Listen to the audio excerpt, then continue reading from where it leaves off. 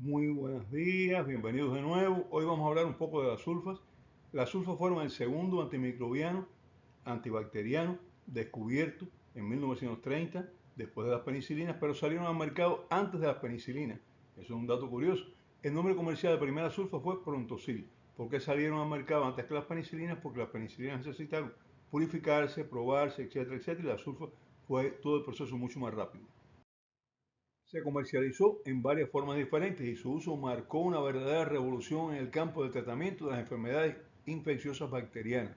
Imagínense, antes del Prontosil no existía ningún medicamento para tratar infecciones bacterianas, no había nada, y entonces apareció el Prontosil, apareció la sulfa, la primera sulfa, y empezaron ya a tratarse estas enfermedades. Significó una verdadera revolución en el campo de la medicina. En polvo, para heridas y para escoriaciones, un niño sufrió una herida en la piel, pues un poquito de polvo de sulfa. En formas no absorbibles para tratar infecciones intestinales. Utilicé las dos formas. Como paciente, pues me colocaron, cuando era niño, cuando tenía una pequeña herida, a veces me colocaban un poco de polvo de sulfa. Y cuando tenía diarrea, pues me daban también sulfas no absorbibles. Ahora también estaban las formas absorbibles que se utilizaban en esa época. Como médico, ya los polvos no llegaron a mi época de médico, pero llegaron las sulfas no absorbibles, la sulfaguanidina. ¿Alguien la recuerda? ¿Recuerdan la sulfaguanidina? Uf, resolvió un montón de problemas, resolvió muchas gastroenteritis y cuando yo estaba a principios de práctica médica, bueno, pues es lo que tenía para indicar, indicaba la sulfaguanidina en una gastroenteritis y muchas veces resolvía los problemas. La Casa Valle fue su primer fabricante, pero le siguieron muchos otros laboratorios que comenzaron a producir fármacos diferentes, todos con mayor o menor grado de toxicidad, porque lo que sí debemos decir que la mayoría de las sulfas, sobre todo las primeras, eran tóxicas. Un compuesto con dietilenglicol causó en 1937 un envenenamiento masivo de miles de personas en Estados Unidos y esto fue histórico. ¿Por qué fue histórico? Porque el Congreso norteamericano, en respuesta a esta intoxicación masiva, donde hubo muchas personas, miles de personas que estaban intoxicadas, entonces decidió que había que regular los medicamentos, que no se podía estar sacando medicamentos al mercado si no estaban bien garantizados y promulgó, gracias a esta sulfa, la ley de medicamentos, alimentos y cosméticos que reguló la comercialización de productos médicos en los Estados Unidos. Todavía hoy está vigente, bueno, con algunos cambios, etcétera, pero vigente y para que un medicamento se comercialice en Estados Unidos, pues tiene que pasar una serie de demostraciones, tiene que demostrar su efectividad y su baja toxicidad por esta ley y eso fue gracias a la sulfa, todavía no había aparecido la penicilina en el mercado. Posteriormente se observó que se precipitaba en tubos de las nefronas, los tubos de las nefronas, la sulfa se precipita, sobre todo cuando hay un pH bajo, y esto causaba daño tubular. Esta precipitación se relacionaba directamente con dos aspectos. Primero, la concentración de la sulfa. Mientras más sulfa se administrara, más riesgo de precipitación. Y en segundo, con un pH urinario que mientras más bajo fuera el pH urinario, es decir, mayor concentración de hidrogeniones, mayor precipitación. Cuando era estudiante y médico joven, vi indicar sulfa con acidificantes urinarios combinados para tratar infecciones urinarias. Acidificaban más la orina. Afortunadamente, esos acidificantes no acidificaban mucho. No acidificaban mucho. Sí vi lesiones renales causadas por sulfa endovenosa en aquella época. Y no se producen lesiones renales causadas por sulfa endovenosa actualmente o por sulfas orales. Bueno, llegó el cotrimoxazol, el sulfaprim, llegó la sulfadiazina, que son las sulfas más utilizadas habitualmente, menos tóxicas que las formas anteriores. Y el cotrimoxazol no es solamente una sulfa, es una asociación de una sulfa, el sulfametoxazol con el trimetoprim. Y ya hablamos de los mecanismos de acción que ambos inhiben la síntesis de ácido fólico en dos puntos diferentes. En el primer paso, que es la conversión de paramino benzoico a ácido dihidroteroico, y en el último paso, que es el de formación de ácido dihidrofólico a ácido tetrahidrofólico. Y entonces, esto, al tener dos medicamentos combinados que actúan en dos puntos diferentes en el mismo proceso, permitió reducir la dosis de los dos medicamentos y disminuir notablemente la toxicidad, independientemente de que el sulfametoxazol es mucho más soluble que las sulfas anteriores. Sulfaprim y Bactrim son los nombres comerciales de este medicamento. La sulfadiazina se utiliza de forma tópica en la piel y se utiliza también por vía oral. Del mecanismo de acción, bueno, mencionamos ahora, lo refrescamos un poquito. Su ADME. administración, distribución, metabolismo y excreción, recuerdan eso, la absorción, buena absorción oral en general.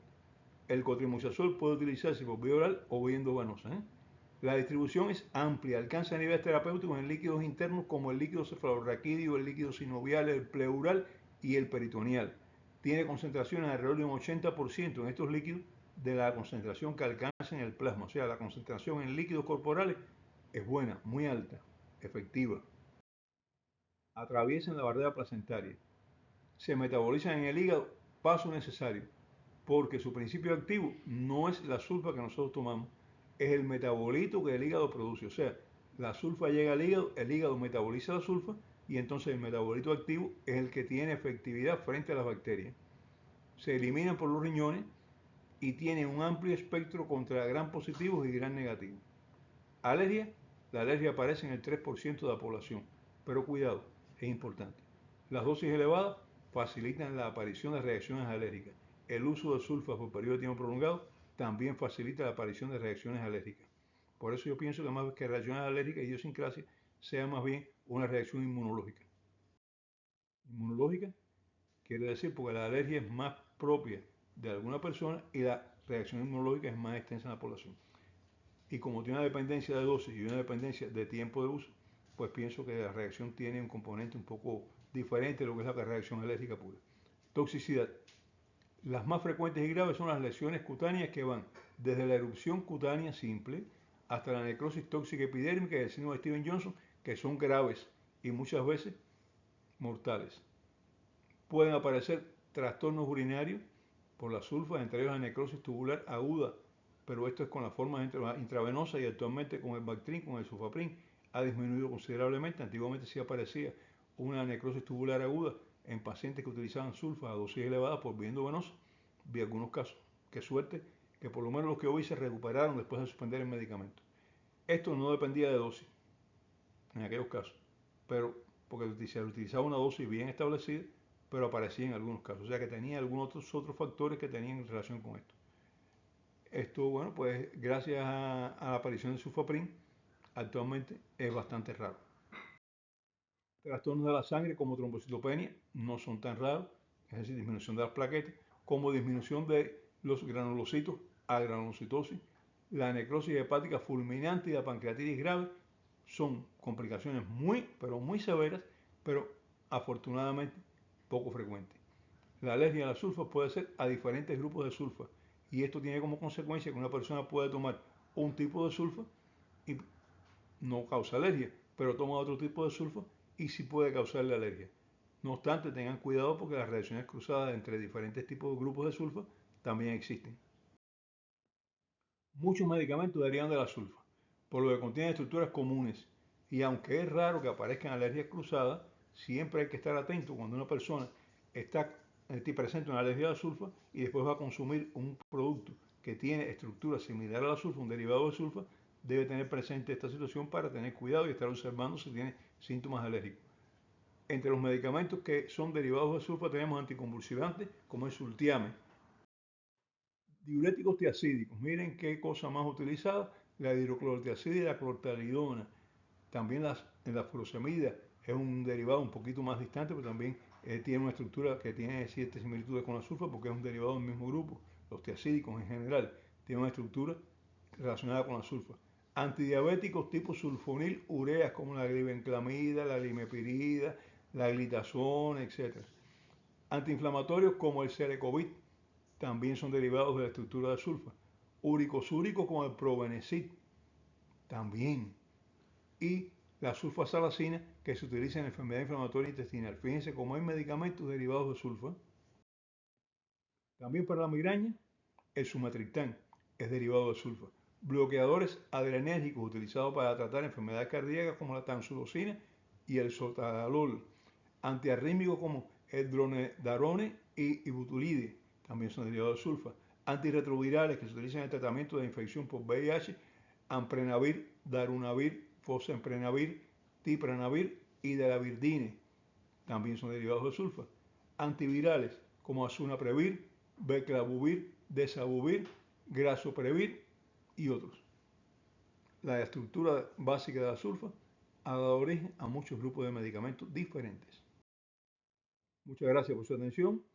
Continuaremos hablando después de la toxicidad de otros antibióticos. Ya hoy no, por hoy terminamos.